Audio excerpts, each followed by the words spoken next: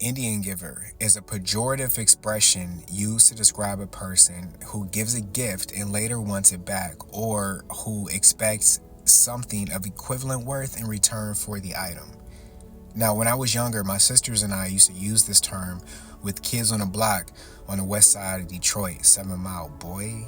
Um, and so when you're younger, you don't really give too much thought to these terms, although we did. We used to always ask my mom, like, what does this mean? Ashes, ashes, they all fall down. Like, all of these terms, all of these nursery rhymes. Anyway, but Indian giver is pretty much, it's a disparaging term, right? Because it's pretty much taken away from the enslavement of my ancestors, the real Native Americans, quote unquote Indians. And the way that it's used, let's say if you give somebody a piece of candy or a toy, and then you ask for that toy back because they made you mad or you got in an argument, then they will call you an Indian giver. So it's pretty much saying, like, we gave them our land willingly. They didn't come over here and spread, all these types of diseases.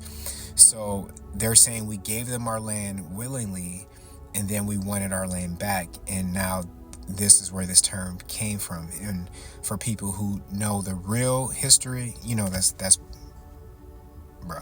There's like a lot of small phrases, like, you got to get some skin in the game. What goes around comes around. Be careful what you wish for. Like all of these little phrases that just comes like loaded.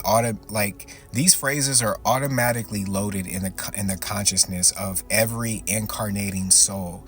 It's like you don't really have to go around and get a manual and say, like, what's the sayings for Earth. Either you hear somebody say it, or you just know when you hear it what it means. It's preloaded.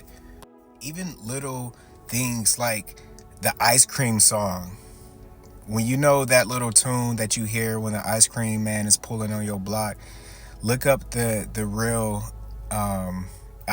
sorry to do this to y'all, childhood, but look up the truth, the real meaning behind the ice cream song.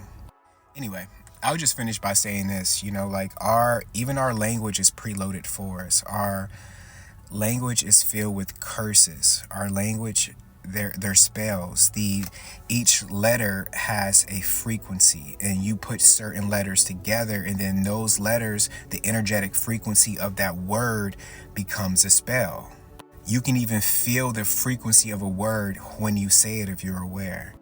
So just be a little bit more present with what you say and why you're saying it. Like, what's the intention behind what you are saying? Also, right now, Mercury is in Cancer. Venus is in Cancer. So be easy with what you're saying. Say it with love, because people are just a little bit more emotional right now.